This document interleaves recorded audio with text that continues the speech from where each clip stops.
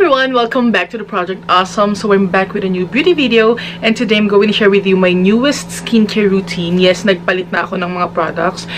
And alam ko marami sa inyo, oh, bakit iba-iba nung nakaraan ito na-recommend or whatever. Well, as a beauty vlogger, you know, alam nyo naman na marami kaming products na tinatry. So, sometimes, itatry lang namin yung products for 2 weeks, 1 week to 2 weeks, or pagka nagustuhan namin, or nagustuhan ko personally, 1 buwan, then after that, change ulit para dun sa ibang products na itatry namin. Para din naman yun po sa inyo, para may sinishare din kami sa inyo. So today, I'm not wearing any heavy makeup. I only have cheek tint, lip tint, and kilay. And kung yung kilay napansin nyo medyo heavy, I'm sorry kasi nag-eyebrow tattoo tint ako kanina lang. So, ayan, parang plakadong-plakado yung kilay ko. Nilagyan ko lang ng eyebrow pencil yung sparse areas. Pero, anyway, wala akong kahit powder, wala akong concealer, foundation, or whatever. So, nakikita nyo yung mga imperfections sa face ko. So, yung ayun, blemishes. Tas dito, kasi lately nagkaroon ako ng medyo madaming breakouts, especially dito sa noo. Sa side ng face. Laging sa sides ng face ako nagkakaroon din.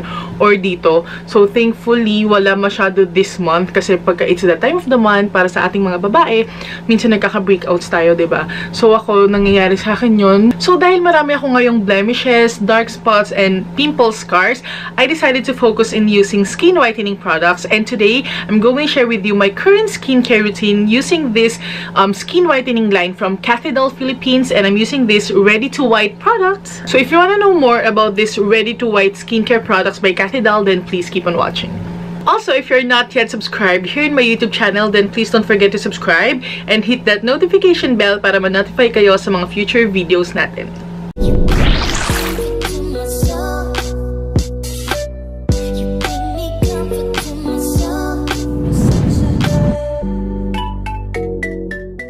Alright, so these are the products from the Ready to White skincare line ng Cathy. Actually, meron din siyang body wash, itong Ready to White 1-day whitener body cleanser, and this one of my most favorite body cleansers ever kasi sobrang lambot niya sa skin and meron siyang instant whitening effect. And that is the reason why I'm sharing this with you guys, kasi these products from Cathy are very interesting. Meron silang instant whitening effect, as in, hindi subtle. Hindi yung parang, ay, medyo pumusyaw ka ng konti. Hindi ganun. As in, makita mo, wow, pumuti yung skin ko. It's an instant effect. So, pagka naghilamos kayo, mawawash off din yung pagkaputi nyo. But, if you continuously use these products, itong mga ready-to-white products na to ng Cathy, then yes, magwa-whiten and magwa-brighten yung skin nyo. So, bago nga pala tayo mag-proceed sa demo part nitong skincare routine video na to using this ready-to-white products from Cathy, I just want to share with you na meron na ulit ABBC 2018. Kung hindi nyo alam yung ABBC, it's actually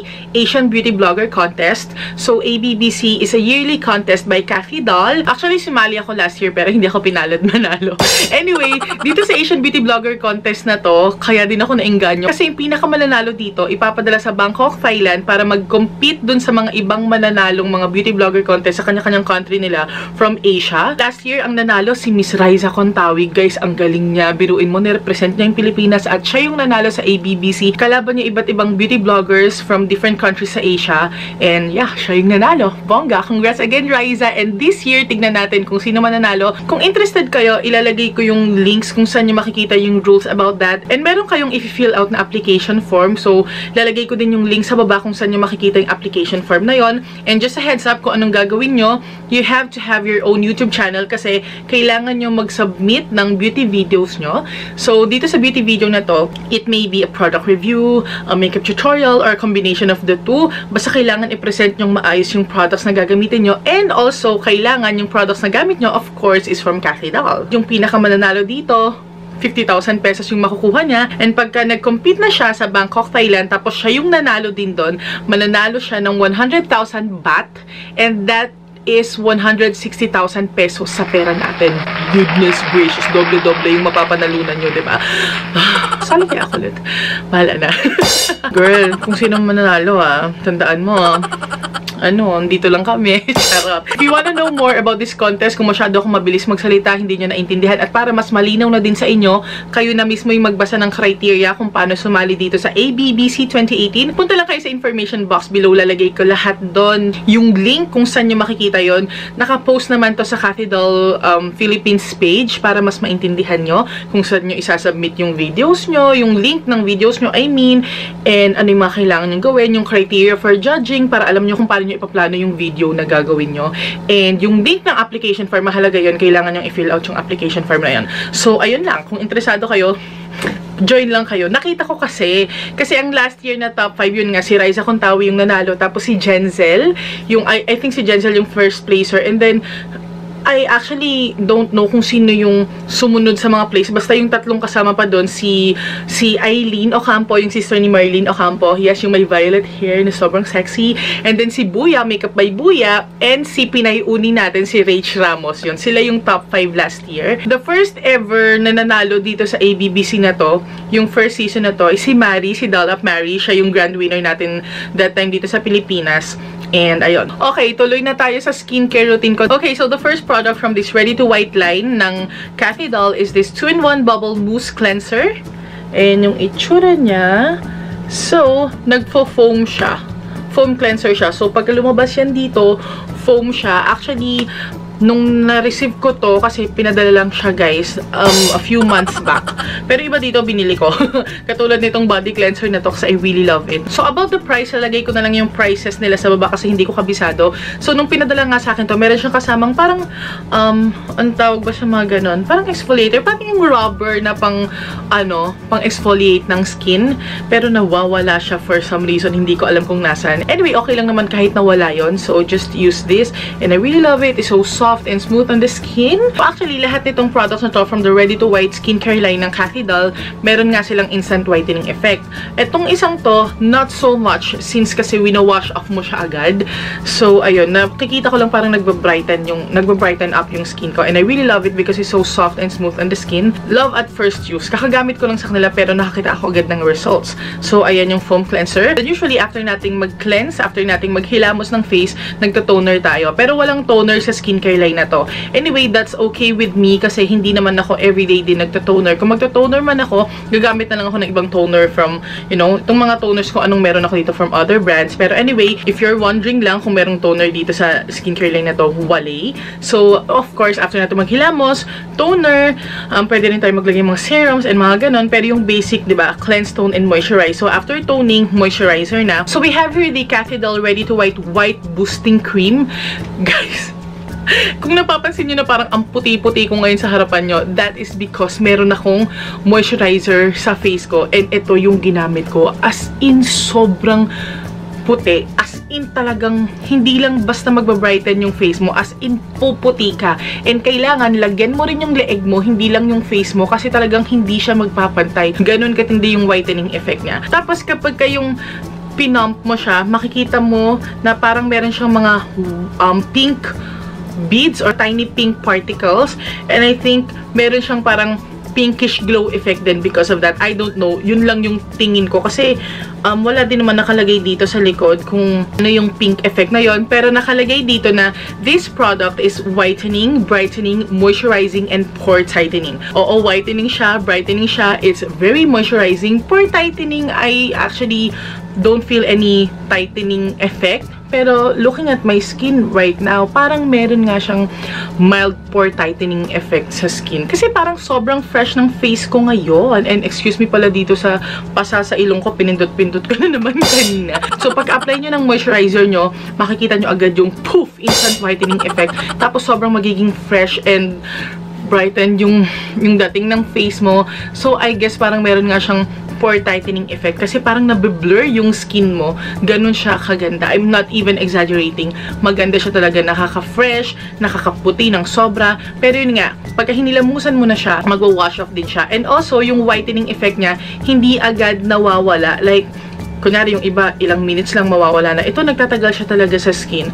So, that's really nice. Kung talagang gusto niya ng whitening effect, this is for you. Pero kung ayaw niyo nung ganun, ng parang OA na instant whitening effect, I guess this is not the moisturizer for you. Pero sa akin, okay lang. Basta as long nalalagyan mo yung leeg mo para magpantay siyang tignan. Okay, so everyday yung ginagawa natin, naghihilamos tayo. Yung iba, araw-araw nagto-toner. Ako, every other day. And then, ayun, of course, everyday tayo nag-moisturizer. Day and night natin ginagawa yung skincare routine natin na to. Pero weekly, we do face masks. Either we do facial mask na ina-apply mga cream or clay masks or mask sheets like this one and this is from Cathy as well. So actually marami yan. These are called feelings mask sheets kasi iba-iba yung nakalagay dyan. So para na din siyang greetings and pwede nyo rin silang isend as gifts kasi tinan nyo nakalagay dito to and from. So, iba-iba yung message niyan. Ito, take care. Tapos, meron tayong happy. Tapos, merong I love you. And then, miss you. And then, what's this? Congrats. And then, we also have I'm sorry. So, sa mga guys dyan, kung, you know, nainis sa inyo yung mga jowa nyo, pinikon nyo na naman, pwede nyo silang regaluhan ng mask sheets na ayan, I'm sorry. And finally, we have thank you. So, weekly ginagawa natin yan. Nagpi-face mask tayo, mask sheets. So, dito sa Ready to White skincare line ng Cathy, meron din silang tinatawag na Milky White Cream Pack. Ayan, Ready to White Milky White Cream Pack.